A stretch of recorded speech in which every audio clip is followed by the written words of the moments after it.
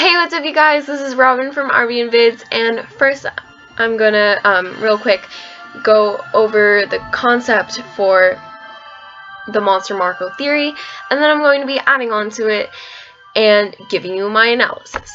So basically, the Monster Marco theory begins in Monster Arm, where Star tries to fix Marco's broken arm with magic, but ends up giving him a monster-like arm that eventually corrupts Marco's judgment.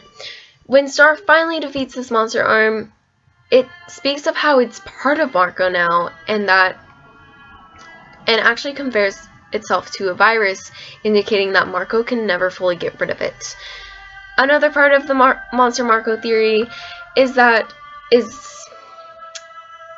relates to the idea of Star and Marco being two halves of a whole, or opposites. The Blood Moon prophecy and the reflection in Running with Scissors symbolizes bringing them together, while their names, Marco's last name being close to Dia, which means day in Spanish, and his first name almost being named Sol, which means sun, obviously that Marco represents day, while Star, her name being Star represents night. And this is the idea of the opposites. So what does this have to do with the Monster Marco theory? Well, keeping that opposite idea in mind, humans and monsters have been going at it and been enemies and been opposite sides of battles for years, and if Star would have to be on one side, she would obviously represent the human side, so where would that leave Marco? I mean, humans don't really play a part in this, so considering the opposites to halves theme, he would have to be on the monster side. Now that I've explained this concept, let's get to my analysis. So, in Storm the Castle, Toffee almost seems disappointed in Marco and actually says he is.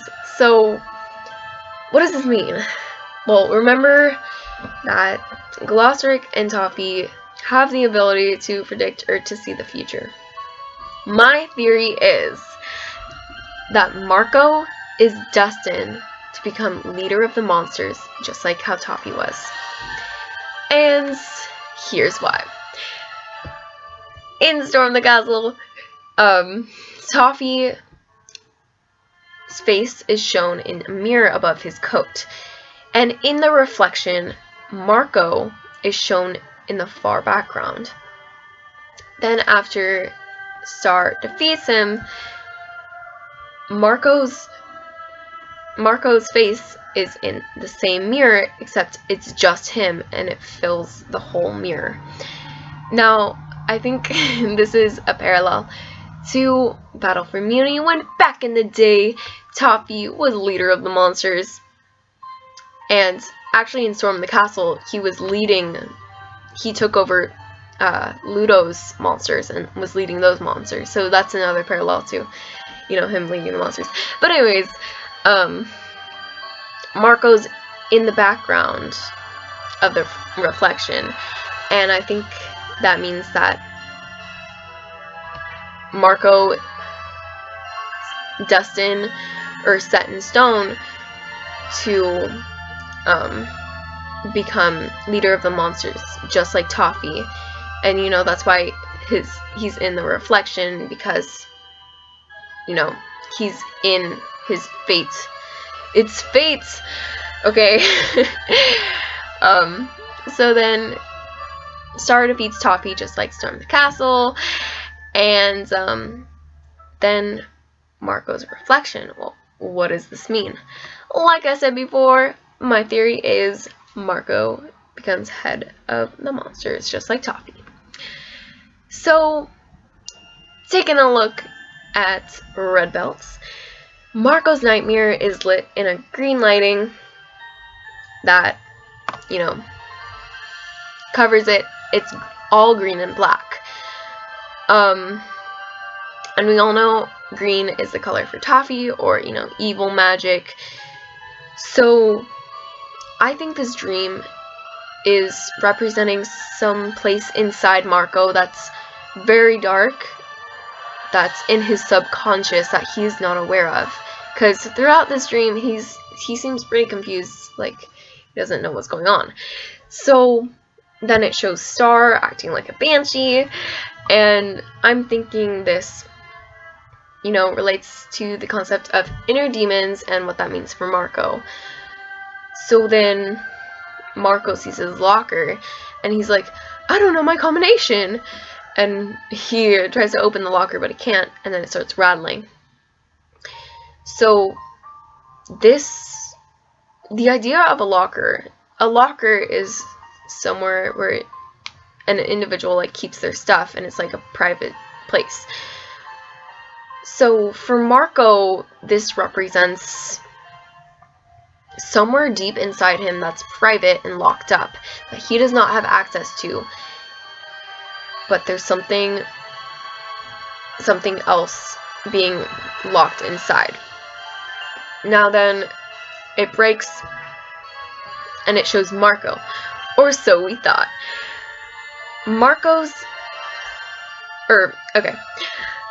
I think this is Monster Marco, or Dark Marco, or Monster Arm.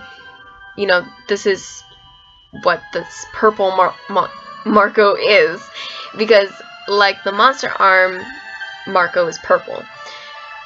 So he is seeming to be dead or in a dream state, also because he's in a coffin, which represents after death. So this definitely relates to the Monster Arm, being how it died, but it's still part of Marco, and it still has the potential to become active again. This also is very similar to Muberty, obviously because of the purple hearts that flow out of the locker. And Muberty for Star is her transformation into a butterfly, or getting her wings, or Muberty form. So for Marco, it would be him transforming into this dark monster Marco. So that's the connection there. Now also in Muberty, Star is in a Marco Star is in a locker just like this, with the same purple hearts. But that is before she transforms into her Muberty form. So I think this relates to a point in time where Marco's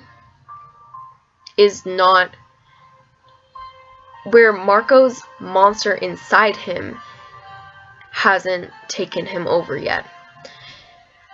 So then, in the dream, he turns into Mr. Candle and says, "What are your plans for the future, Mr. Diaz?" And I think this is the Monster Arm, or the Monster Marco, or the Dark Marco inside Marco, or his subconscious teasing him about what's set in stone for him, or what is gonna be unleashed in the future.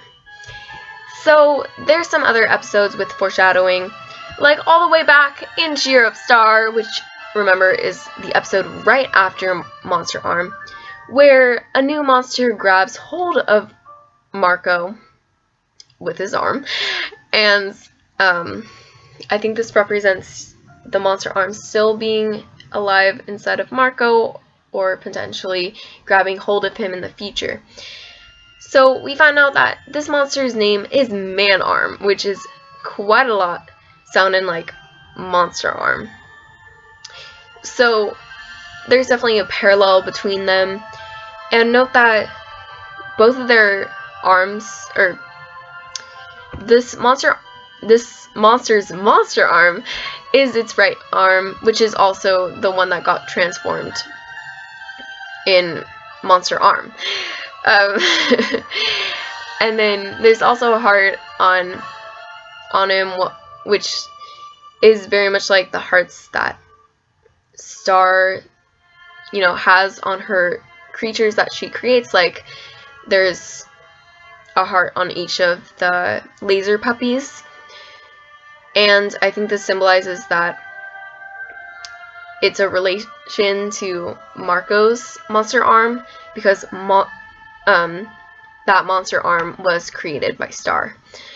So then in St. Olga's, it shows Heinous trying to find her Princess Marco using a bobby pin that was his, and putting it into a cauldron and, seeing which color comes up, because there's a book of colors that represents each dimension.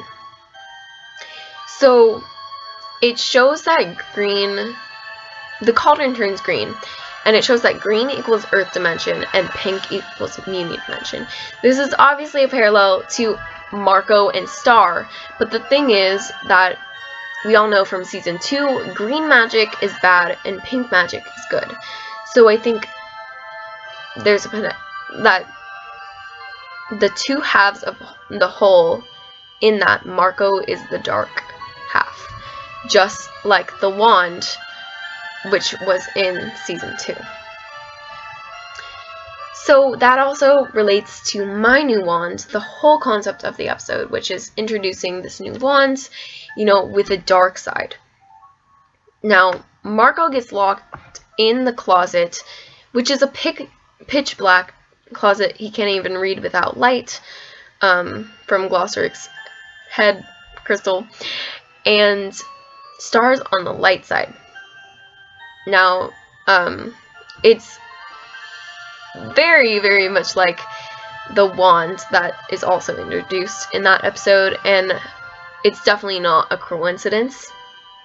Also, Glossoric's eyes turn green, and as we learn that green symbolizes Earth, which symbolizes Marco, and, all that. And, I mean, Star's magic being yellow, inner magic being yellow, revealed in Battle for Muni, that would symbolize the other half. So Marco is definitely the dark half of the wand. Two halves as a whole. Yes. Okay. So then, going up to the hard way, Ludo gets possessed by Toffee when he sees Eclipse's chapter, and his eyes turn green, which is, Toffee's color. Much like when back at Page Turner, Marco also got, possessed, except his eyes were purple. Now we know Ludo got possessed by Toffee, because Toffee was in the wand, but who's possessing Marco? I mean, the only thing that makes sense is that it was the monster arm that was possessing Marco, because the monster arm is also purple, and that's the color that his eyes turn. And if the monster arm was still inside Marco, then that's why he could possess him at this time. Marco also goes power hungry, like how he was in Monster Arm when he gets possessed. So, let's go to what they said in the hard way. Toffee says to Glossoric, "You'll never get him on your side." And I think, okay, the him that they're referring to, I don't think they mean Ludo. I don't think they're talking about Ludo, because, like Toffee said in Battle for Muni, Ludo wasn't actually that important. Sorry, Ludo. So, I'm convinced they were talking about Marco. So, considering this, and the fact that Toffee and Glossoric can see the future, this totally makes sense. Also, going back to the idea of sides, Glossoric says he doesn't have a side, but of course Toffee would, initially think that Toffee would be on the human side versus, the monster side in this concept, because, helps the princesses out. And, so him saying that you'll never get him on your side to Glossric, if Marco's really truly supposed to be on the monster side, this would totally make sense. Then going to Toffee's death in Battle for Immunity, his last words are, "Only I know how this all turns out," referring to how he can see the future and what's in store for Marco. He also says, you think you won," and then he laughs. If Marco's really destined to, take Toffee's place in a way as head of the monsters, Toffee could mean that the battle is not over yet for the humans because of this. Also note that Toffee's death is much like Monster Arms, because they both get defeated by Star, and as they weaken, they both, give threats revolving around the idea of it's not over yet.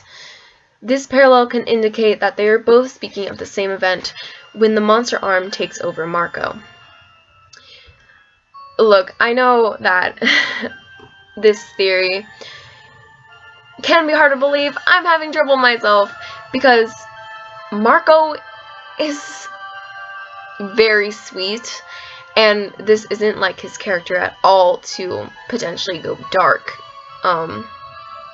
Yeah, he's always helping people out, all that, but despite his character, there is tons of foreshadowing towards this actually happening, with the whole thing with Toffee, and, his dream, and the color scheme, and the wand being split in half, and all that.